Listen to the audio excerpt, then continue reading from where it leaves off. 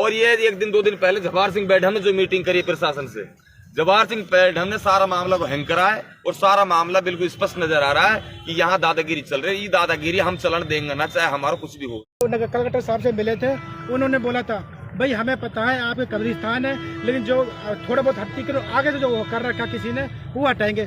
हम भी खुश हो गए, कोई दिक्कत नहीं, आगे से अतिक्रमण हटाओ, लेकिन हमारे कब्रिस्तान तो है, उनको हमें नकल दी गई है। लेकिन उन्होंने फिर कहा कोई दिक्कत नहीं है, आप कब्रिस्तान में सेफ रहेंगे, आप चिंता करने की आपको कोई जरूरत नहीं है। ये बाद में क्या हुआ, वो जवाहर सिंह बैठम मंत्री हुआ करते हैं आज, जो बीजेपी के नेता, उन्होंने राजनीतिक दबाव के चलते यहाँ पूरा अतिक्रमण पूरे कब्रिस्तान पर अतिक्रमण कर लिया है और चारों साइड से तार कसी कर ली है और उन्होंने बोर्ड लगा दिया है यह संपत्ति नगर पालिका की, जबकि यह वक्फ प्रॉपर्टी है, वक्फ प्रॉपर्टी में दर्ज है। और तत्कालीन भैरव सिंह शेखावत 1994-95 में तो मुख्यमंत्री हुआ करते थे, उनके आदेश से ये प्रॉपर्टी वक्फ खाते में दर्ज हुई थी।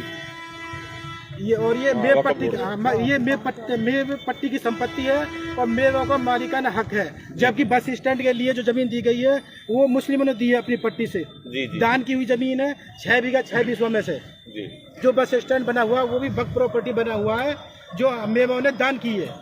जो मेवों दान की है, ये मेवों की मिल्कियत है और मेवों के 100 साल पुराने कब्रिस्तान है, शुरू से चले आ रहे हैं। और नारंगी वगैरह इसके मालिक हुआ करते थे, जो ना औलाद थे, जो कब्रिस्तान के लिए दान कर गए थे जमीन। गेंदा नारंगी।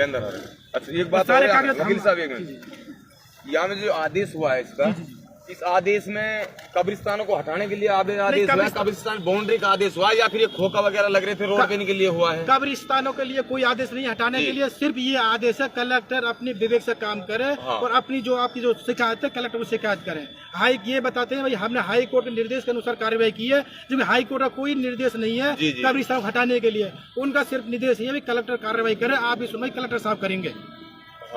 आपकी सुनवाई कलेक्टर साहब करेंगे। कलेक्टर साहब को हमने सारे डॉक्यूमेंट दे दिए थे, उन्होंने हमें एडीएम साहब ने संतुष्टि भी दे दी थी भी आगे कब्रिस्तानों कोई कार्रवाई नहीं होगी, सिर्फ आगे जो अतिक्रमण कर रखा है उस पर कार्रवाई करेंगे हम।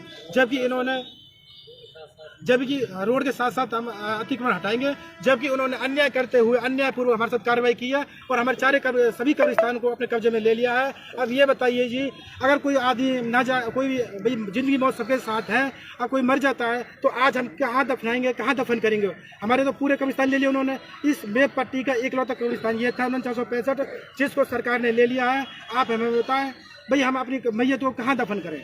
अब बात ये है पत्रकार महोदय, ये जो आदेश है ना, ये कब्रिस्तानों को हटाने का नहीं है। इस आदेश के नाम पर इन्होंने फर्जीवाड़ा किया है और आठौड़ी की है। वकील साहब जी बिल्कुल। कब्रिस्तानों को हटाने का आदेश हाई कोर्ट ने नहीं दिया है और इसमें अगर है तो मैं तुम्हारे सामने दिखा रहा हूँ, सारी चीजें पढ़ सकते हो, देख सकते हो, सारा देश दुनिया देख सकते हो। असली जो रहा मसला इसलिए कब्रिस्तानों के सामने ये जो जमीन है, जगह है, ये भी उसी गेंदा नारंगी की जमीन है जो फ्रंट लग रहा है। इस फ्रंट की बेईमानी जो चल रही थी ना, उसको भली भांति सारा कस्बा जानता, सारे लोग जानते हैं। इनमें से खोखा हट गया, कोई चीज ना अलग चीज है वो हट गया, लेकिन डंडा भी तोड़ दिया गया। जो कब्रिस्तान डंडा हुआ पड़ो, डंडा कौन सा में हुआ था? कब्रिस्तान बाउंड्री कब हुई थी? 93 बाउंड्री, सरकारी बाउंड्री की हुई पड़ी और इनको तोड़ करके पत्थर टोला सब लेकर सारा मामला खोद गए। तो ये है राठौड़ी की दादागिरी।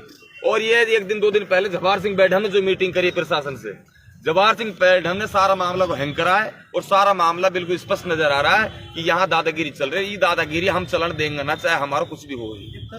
एक तरफा कार्रवाई है और ये बिल्कुल जो नंगा नाच है। अगर आदेश है तो आदेश के हम कोर्ट की पालना करते हैं। ये आदेश वो है नहीं जिस आदेश के लिए, जिस आदेश के एवज में काम किया गया है।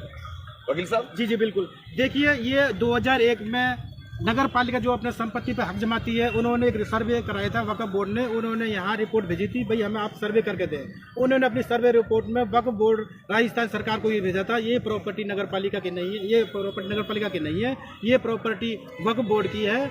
और उन्होंने कब्र इसमें लिखा है ये जो है मुर्दे दफनाने के लिए जमीन है, कब्रिस्तान है 4965 नंबर 6 बीघा 6 बीसवा।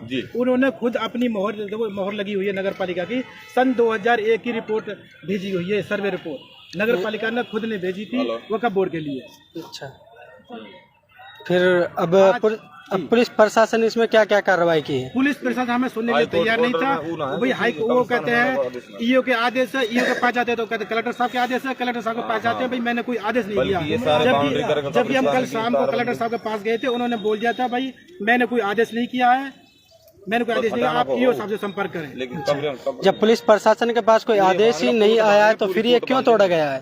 क्यों ये इस तरह की इसकी जो दीवारें लगी हुई थी उसको तोड़ गया गया है? अभी हमें संतुष्टिपूर्ण कोई जवाब नहीं दिया गया है। अच्छा। और ईओ साहब ने भी कहा अभी हमें आदेश नहीं दिया कैसा भी। अच्छा, बोलते हैं हाई कोर्ट के आदेश है, जबकि हाई कोर्ट का ऐसा कोई स्पेशल आदेश नहीं है। चल ठीक है, कोई दिक्कत ना, कोर्ट में हाई जाए, कोर्ट कोर्ट का में सिर्फ जाए। आदेश ये है कि कलेक्टर साहब को पीटर विरुद्ध केस करें।